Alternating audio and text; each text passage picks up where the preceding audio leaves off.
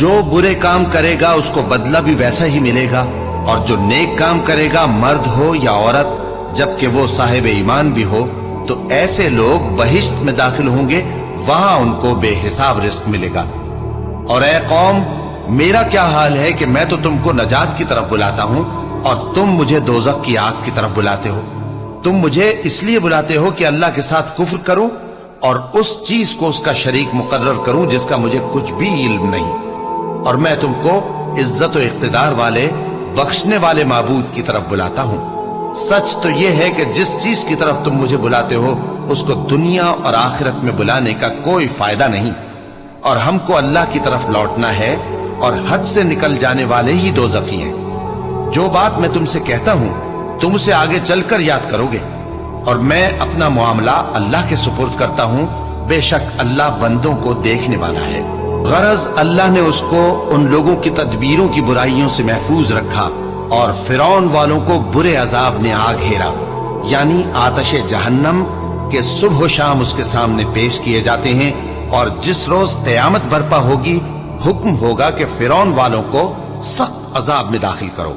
और जब वो दोज़ख में झगड़ेंगे तो गरीब लोग बड़े आदमियों से कहेंगे कि हम तो तुम्हारे ताबे थे, तो क्या तुम दोज़ख के अजाब का कुछ हिस्सा हमसे दूर कर सकते हो?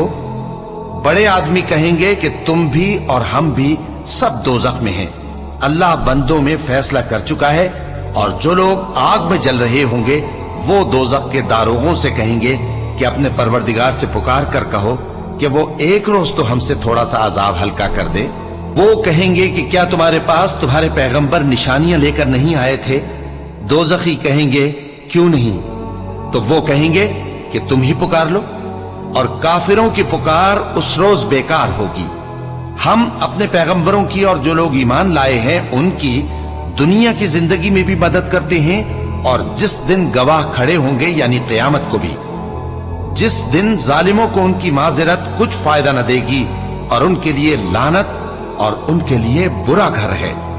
और हमने मूसा को हिदायत की किताब दी और बनी इसराइल को इस किताब का वारिस बनाया, जो अक्ल वालों के लिए हिदायत और नसीहत थी।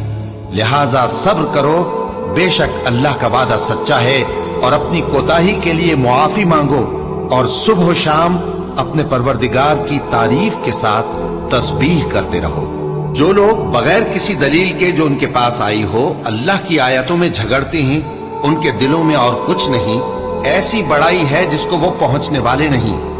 तो अल्लाह की पनाह मांगो, बेशक वो सुनने वाला है, देखने वाला है। आसमानों और जमीन का पैदा कर